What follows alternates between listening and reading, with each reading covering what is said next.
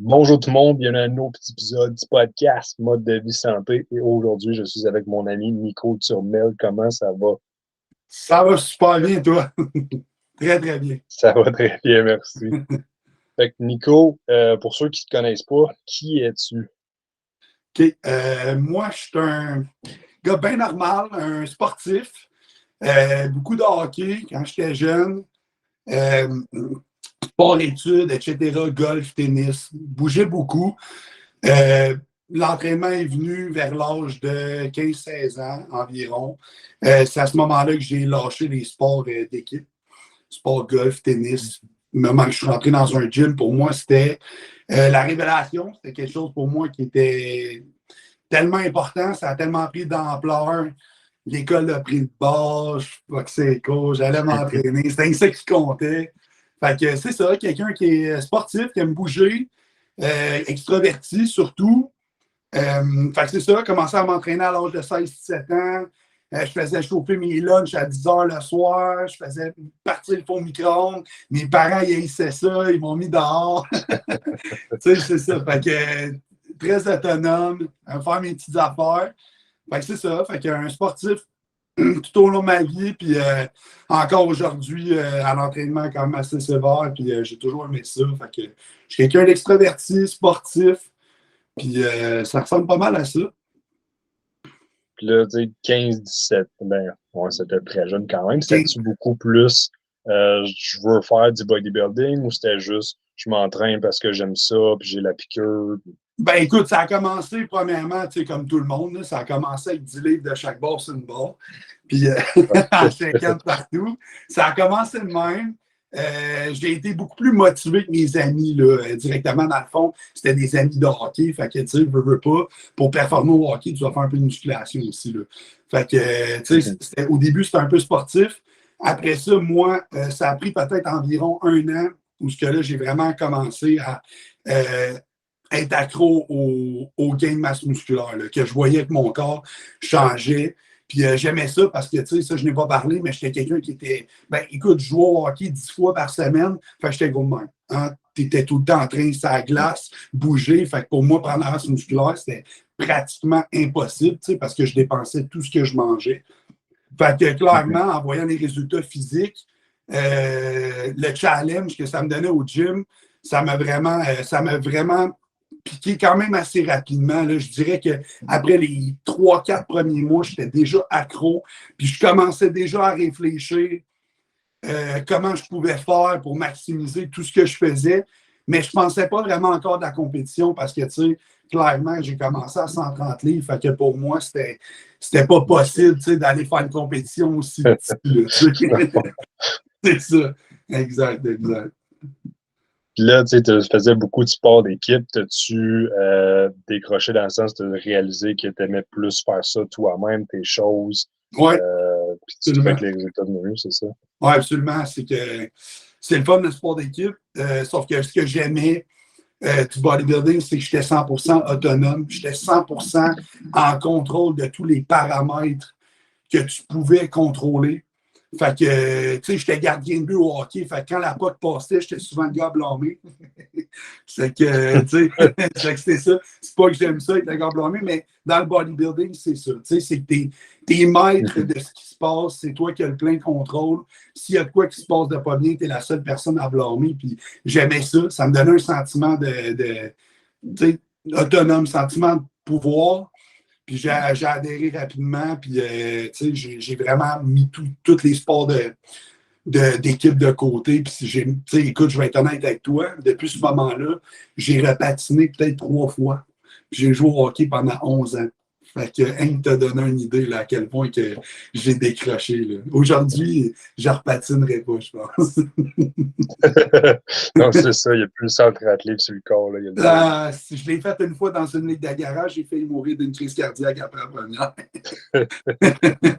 C'est ça. Et quand tu avais cet âge-là, t'avais-tu un coach quelconque ou tu as juste pris Non, des moi, là, non, j'avais pas de coach. Je connaissais un gars dans le gym qui était plus bâti que les autres. Il m'a donné quelques petits conseils. Moi, j'étais un gars qui fait ses recherches tout seul. J'ai été abonné à des forums hyper rapidement. Fait que, tu sais, du GH15, du Christian Thibodeau T-Nation. J'ai été là-dessus super rapidement.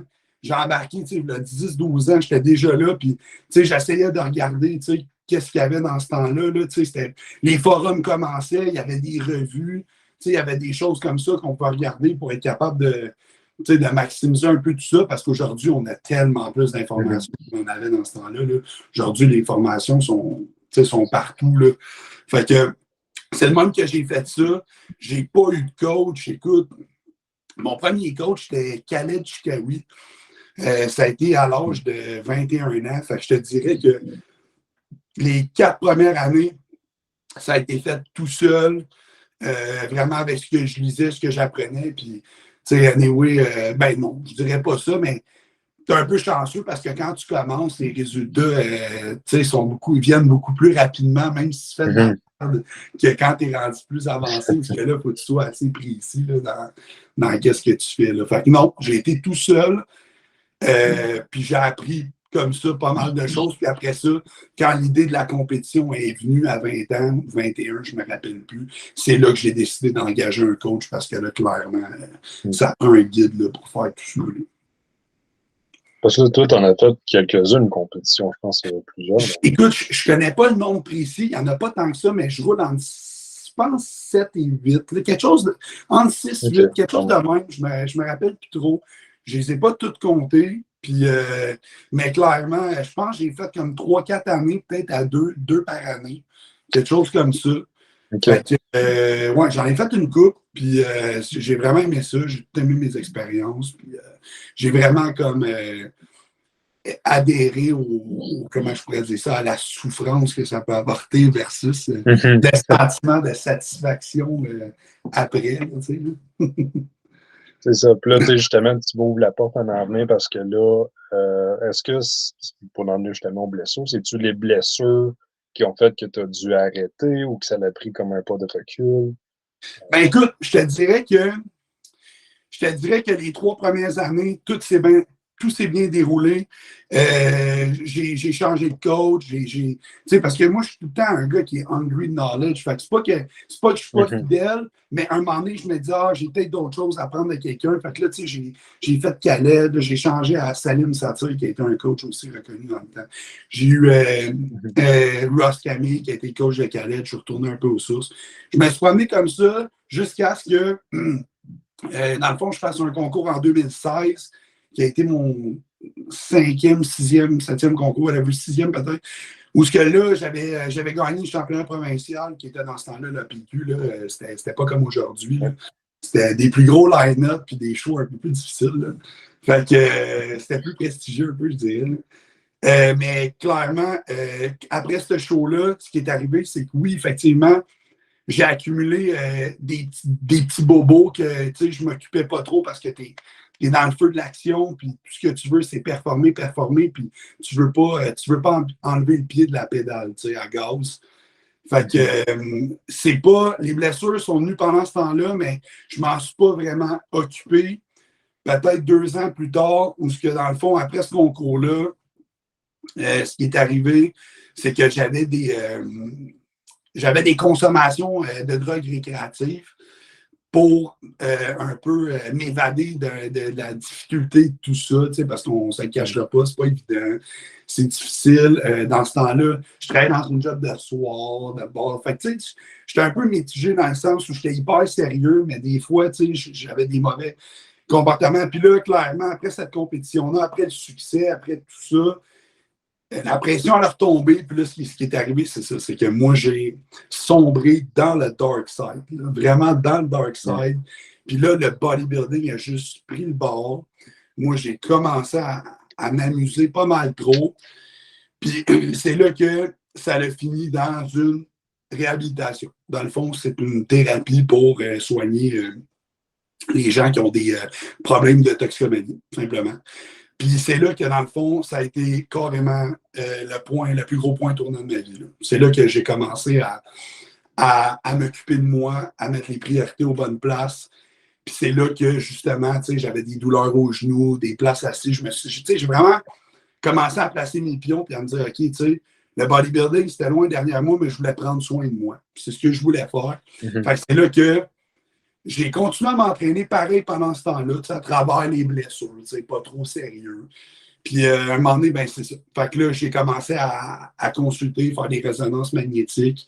Puis j'avais toujours dans l'idée que le livre n'était pas fermé encore. Tu sais, que j'avais pas tourné la page encore sur ce chapitre-là de ma vie, pour ce qui est des compétitions, là, je parle. Là. Fait que j'ai commencé à m'occuper de moi, puis c'est là que je me suis rendu compte que, tu sais, clairement, j'avais un genou déchiré, j'avais 2 hernies supra-ombilicales en haut. Fait que dans le fond, la paroi abdominale, genre, fissurée à plusieurs places à cause que tu forces toujours, tu es toujours comme gut extended parce que tu manges tout le temps, tu sais. Fait que pas beaucoup de ceinture, mal aux épaules, des déchirures dans le sous-épineux. Fait que, tu sais, là, je commence à creuser, puis à m'occuper de tout ça. Fait que clairement, ça a été des années de réhabilitation mentale et physique. Les deux. Puis je pense que c'est des choses qui vont ensemble. Tu sais, c'est des choses en corrélation. Parce que clairement, si tu veux régler des problèmes physiques, ça va te prendre le mental qui va avec. Puis, Ouais, vas-y, tu as tellement ouvert de porte à des sujets, là, surtout je veux amener justement l'aspect mental parce qu'on parle beaucoup de bodybuilding, mais tu sais, ça peut s'appliquer pour n'importe quel sport où ce que tu compétitionnes à un niveau, tu gagnes des tournois, absolument. tout ça. Puis après ça, tu l'as gagné, c'est fini. Qu'est-ce qui se passe après? Ben, C'est c'est un peu la dépresse après. Tu sais, pas la Mhm. dépresse, mais tu sais, quand tu es goal-oriented, puis tu n'as plus de goal, là, t'as plus de Mhm. driver, tu fais quoi? Tu sais, toi, là, tu carbures à C'est ça. ça, c'est ton gaz. Là. Quand c'est fini, là, puis tout s'estompe, t'es un peu perdu, tu sais. T'es un peu comme, OK, mais là, je fais quoi? Puis, je vais être honnête, la dernière, je le faisais pas tant pour moi. C'était un peu comme la pression, genre, de performance des autres. Tu sais, comme, Mhm. hey, ça s'est bien passé, les 2 autres. Tu vas gagner le championnat provincial, tu vas aller faire un top 3 Canada. Puis à 20 ans, j'avais 22 ans dans ce temps-là. Puis moi, à 24, c'était la 4 Pro. Là, tu sais, là. Puis c'est là, puis là, c'était Mhm. comme, tu sais, c'était comme plus fun. Tu sais, c'était plus fun. C'était genre comme une tâche. Tu sais. Fait que pour ça, je pense que je m'évadais un peu Ouais. des règles créatives. Tu sais, parce que ça venait plus. C'était plus naturel, tu sais, pour moi, tu sais, j'avais plus de fun. Puis après ça, ben, c'est ça. C'est que, oui, Ben, tu peux tu sais, avoir... si on peut prendre sur exemple, tu sais, justement, tout ce qui est les joueurs de football, qui performent à haut niveau, tombe à retraite ou se blesse puis il peut plus se faire, la quantité qu'on entend qui se retrouvent dans les drogues parce qu'ils recherchent ce high-là, mais Exact, ils peuvent exact, plus, ils sont blessés, sont retirés de ça. exact. Puis, tu sais, tu sais, le gym, je dis tout le temps, tu sais, t'aimes ça, avoir des muscles? Je dis, j'aime ça, mais j'aime pas mal mieux le feeling que ça me procure, tu sais, à l'intérieur. Tu sais, je passe pas des minutes à me regarder dans le miroir. Là. Moi, ce que j'aime, c'est tu sais, de faire un set puis d'avoir une espèce de crainte avant. Tu sais, moi, c'est ça qui m'allume. Tu sais, l'espèce de petit stress là, qui est comme, OK, je vais-tu y arriver? Tu sais, ça, c'est des affaires même. Puis ça, c'est de la dopamine, c'est de l'énergie. Puis, tu sais, souvent, la seule Mhm. façon de s'en procurer rapidement, c'est comme ça. C'est avec des drogues récréatives. Puis, tu sais, je dirais au monde, il y a des dopamines qui sont bien plus le fun, mais c'est pas à tous les jours que tu vas aller sauter en parachute. Là. Tu comprends-tu? Tu peux pas faire ça tout le temps. Là. Ça coûte cher, puis tu veux dire, c'est pas, tu sais, la ronde. Tu vas une journée à la ronde, tu rentres chez vous, t'es mort, là. T'es exhausté, tu sais. Pourquoi? Parce que ça t'a Mhm. drivé, tu sais, tout le long de la journée, c'est un peu ça. Puis quand tu perds ces repères-là, tu sais, regarde Tom Brady, là. Ça fait combien d'années qu'il disait à sa femme que c'était la dernière saison, là? Elle le gars, il est là, C'est mon ça. gars, c'est fini. Tu sais, mais le gars, il est accro. Il est accro, Exact. puis c'est pas de sa faute. Il continue de jouer parce que lui, là, il a passé à la pelouse. Là, il disait que c'était sa dernière saison. Il a lavé sa piscine 3, 4 semaines. Il a passé à la pelouse. Là, il s'est regardé, là, puis il s'est dit, man, je peux pas faire ça de ma vie. Là. Tu comprends? Non, non, c'est ça. C'est ça la vie d'athlète. Tu sais, tu parlais de blessure, puis de comment qu'on fait pour overcome ça. Tu sais, dans le bodybuilding, on dit souvent, c'est dangereux, tu vas te blesser. Je dis, man, moi, je connais plein de gens qui font des sports de haut niveau. Je m'excuse, tu te blesses dans tous les sports. Ça va juste dépendre de l'intensité dans laquelle tu te donnes. J'ai des chums qui jouent au hockey encore, senior 3, toute semaine. Les poignets, les hanches, les épaules, c'est des sports de contact, n'importe quoi, le golf, des torsions, même le tennis. Tout le temps, tu te blesses tout le temps, ça dépend de l'intensité que tu mets. Puis, c'est ça la réalité, là. C'est qu'à un moment donné, tu taxes ton corps, puis c'est sûr qu'à un moment donné, ben, il va peut-être arriver un petit quelque chose, puis ça fait partie de la vie, puis je pense que de l'accepter, c'est comme la première étape, c'est parce que dans la vie, ça qu'ils apprennent en thérapie, excuse-moi, il y a des choses que tu peux contrôler puis d'autres que tu ne peux pas. C'est quelle action à partir de maintenant que tu peux faire pour essayer d'overcome ça. Puis c'est pas évident. Là, moi, là, je n'avais jamais passé une semaine sans aller au gym. Puis peut-être une, deux, là. Mais comme avec les 3 opérations back-à-back, j'ai fait 2 ans sans salle. Parce que je me disais 2 ans ou 2 ans et demi, sans faire un push-up. Un push-up. Parce que j'allais repasser sur le bistouri tout le temps, puis je n'avais pas de date, parce que au public, là, ils ne prévoient pas ça. Eux autres t'appellent 2 semaines avant, puis c'est genre, OK, dans 2 semaines, tu peux opérer, Fait que là, j'ai eu les béquilles, la réhabilitation du genou, ouvre l'hernie, pire chirurgien de la planète, il m'a enlevé un hernie que je ne savais même pas que j'avais. Là, je vais le revoir 6 semaines après. Je dis, hey, ma bosse est encore là. Il dit, ouais, c'est pas normal. Il ouvre mon dossier. Il dit, ah, t'en avais 2. Man, ça fait 6 semaines que je t'en arrête de travail. Tu gagnes 400 000 par année. Tout ce que tu avais à faire, c'est ouvrir mon dossier. Fait que finalement, repasse sur le bistouri 2 mois plus tard, un autre 2 mois d'arrêt de travail. Tout ça pour une erreur, vraiment comme. Yeah. Je n'aimerais pas le nom, là, mais en tout cas. Fait que tout ça pour dire que c'est ça. Je me suis fait opérer 3 fois. J'ai été genre 11 mois en convalescence sur 17. Là. Fait que comme j'ai fini genre 48 jeux de PlayStation. Là. Fait que non, ouais, sérieux. Quand t'es comme ça, c'est comme j'ai fait un transfert, tu sais. Un transfert direct de dépendance. C'était genre au lieu de mettre ça au gym. Ouais, tu dis ça, puis moi, quand je me suis fait opérer en 2021, je pense que j'ai été 4 semaines arrêté, puis on dirait que tu es au lit, qu'est-ce que tu veux faire? C'est comme tu écoutes Netflix au complet 4 fois, puis comment je joue à 6 jeux de PlayStation, j'ai fait le tour, ou tu as comme une limite parce que tu es limité à ton environnement sur place. Tu peux pas aller à l'extérieur. Tu peux rien faire. Tu peux rien faire. Fait que moi, tu sais, puis c'est une période de ma vie. Le pire, là, c'est que je vais être honnête, là. Même, je n'étais même pas dépressif. J'ai fait 2 ans, là, je te le jure, ma blonde infirmière, elle partait le matin, elle revenait le soir, j'étais à la même place sur le divan avec mon casque. Il y avait peut-être 2-3 repas de plus à la table, tu sais, pas ramassés. Elle allait au gym, elle revenait, elle a dit, Nico, voudrait peut-être aller laver. J'allais me laver, à 2 heures du matin, elle sortait pour aller pisser. Écoute, des jours même des 12 heures, des 13 heures, sans arrêt. Puis j'étais même pas dépressif, je me sentais même pas mal. J'étais bien dans ce moment-là, mais j'ai appris, tu sais, j'ai découvert d'autres choses. J'ai découvert l'univers des jeux vidéo. Ça a l'air un peu drôle à dire, mais tu sais, les films, moi, j'aimais ça, les films, puis les jeux vidéo, c'était comme, ils passent beaucoup. Tu sais, on n'est plus dans les Mario Bros des années 70, là, les histoires, tu sais, c'est des 100 heures, là, 150 heures. Tu t'attaches aux personnages, les histoires, ils font des films en 3 mois, faire des jeux, ça prend 5 ans. Fait que le scénario, là, il est tout le temps 1000 fois mieux qu'un film. Puis c'est pour ça que quand ils font des films avec les jeux, les films sont poches. Pourquoi? Parce que les jeux sont trop bons. T'sais. Fait que ça, j'ai découvert ça. Je n'étais pas dépressif, mais tout ça parti du mode de vie de comme, il faut que tu l'acceptes. Il faut que tu l'acceptes. Tu n'as pas le choix de passer par là.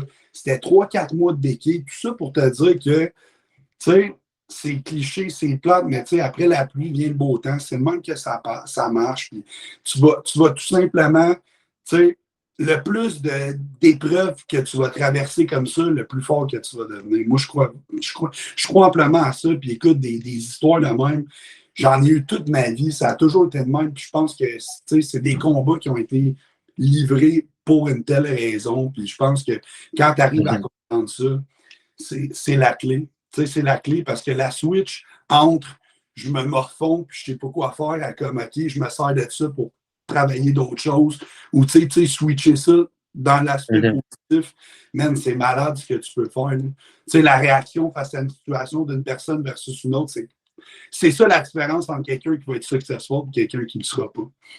C'est aussi. Puis, comment est-ce que tu dirais, tu as été 2 ans arrêté, fait que là, on passe d'un gars qui gagnait des championnats provinciaux, qui n'a pas pu s'entraîner pendant 2 ans. Comment tu t'es senti ou qu'est-ce que ça l'a pris pour que tu reprennes cette train de vie-là, puis à dire, c'est bon, je m'en remets, puis... Premièrement, j'ai perdu beaucoup de masse musculaire. J'ai des photos de ça. C'est ça. Clairement, j'ai gagné des pouces, par exemple, en esti. Des pouces puis de la bédaine. Ben, écoute, le gym me manquait pas tant jusqu'à ce que j'y retourne une fois. Quand j'y retourné une fois, j'ai compris pourquoi j'allais là. J'y retourné une fois, puis ça a fait comme à 17 ans, quand je suis rentré. Ça a fait parfait ma vie. Tu sais, puis quand j'allais là, j'étais en arrêt de travail, fait que tu sais, veux pas, j'avais des subventions, j'avais du chômage, l'argent rentrait, mais tu sais, l'affaire que j'avais remarqué, par exemple, mais qui n'était pas trop grave à ce moment-là, parce que je ne pouvais pas rien faire, mais c'est que ma structure de vie a vraiment pris le bord. Tu sais, mettons comme, tu sais, l'organisation, puis tout ça, tu sais, c'était vraiment comme, le mode de vie est parti en couille, là, tu sais, fait que ça, j'avais pas trop de répercussions financières et tout ça, mais c'est là que j'ai remarqué que comme le mode de vie n'était plus là. Tu sais. Puis le gym, ça l'amène la physique, ça l'amène la santé mentale, mais ça l'amène aussi la discipline et l'organisation. Puis si tu veux être quelqu'un qui veut réussir dans le bodybuilding, autre qu'avoir une bonne génétique, puis il va falloir que tu sois ultra discipliné puis ultra organisé. Puis je pense que c'est des choses qui peuvent t'amener dans tous les aspects. Tu sais, clairement, je suis tout le temps au monde. Si le nombre d'heures que j'avais passé à manger, à prepper mes meals, à m'entraîner puis à faire du cardio, j'avais passé ce temps-là à bâtir une compagnie en finance, man, je ne serais pas en train de faire un podcast avec toi. Là. Tu comprends? Là? Je serais un île au Caïman, au Bahamas, à masser sur mes milliards. Là. Parce que clairement, ça prend beaucoup de temps, puis beaucoup d'efforts, puis c'est une certaine discipline, puis tu sais, si tu peux la transférer dans d'autres choses. C'est ça la magie de ce sport-là.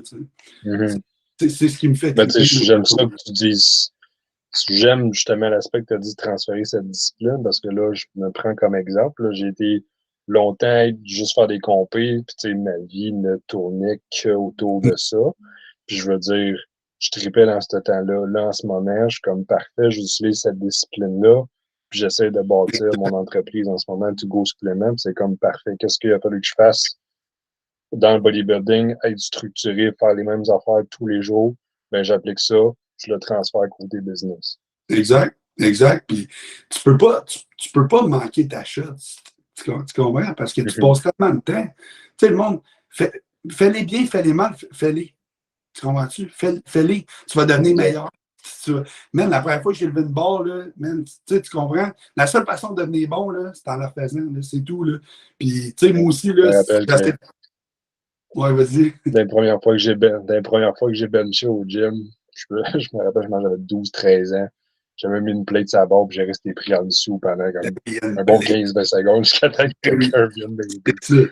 Mais oui, c'est ça. Puis, tu sais, comme tu dis, là, tu es comme en train de faire une transition, tu sais, puis c'est un méchant outil là, que tu as acquis pareil, parce que, tu sais, la réalité, c'est que c'est vraiment pas tout le monde qui est organisé comme ça, puis qui est capable d'être discipliné comme ça. Tu sais, nous, on l'a fait dans quelque chose qui rapporte émotionnellement ça, mais ce qui est triste, c'est que ça ne rapporte pas de temps financièrement.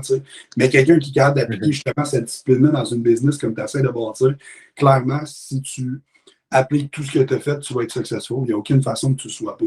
Je veux dire, tu vas taper sur le clou, tu vas te planter, mais tu vas te relever. Parce que c'est ça le bodybuilding. C'est clairement ça. Il faut que tu sois really relentless. Il faut toujours que tu overcomes, puis c'est ça. Exact. C'est comme si on prend exemple chaque compétition, je veux dire, tu fais une prep, tu donnes ton 100%. Peu importe le résultat, c'est pas toi qui le décide. Je veux dire, même principe qu'une business, tu donnes ton 100%. Je veux dire, le résultat, c'est pas toi qui le décide, mais tu apprends de ça. Prochaine fois, tu reviens, tu es meilleur que ton dernier show. Mettons, business, ben oui, c'est plus dur financièrement, mais tu apprends puis tu reviens de ça. Fait que, peut être appliqué, je pense, dans n'importe quelle sphère de la vie, c'est juste de le structurer de la bonne manière.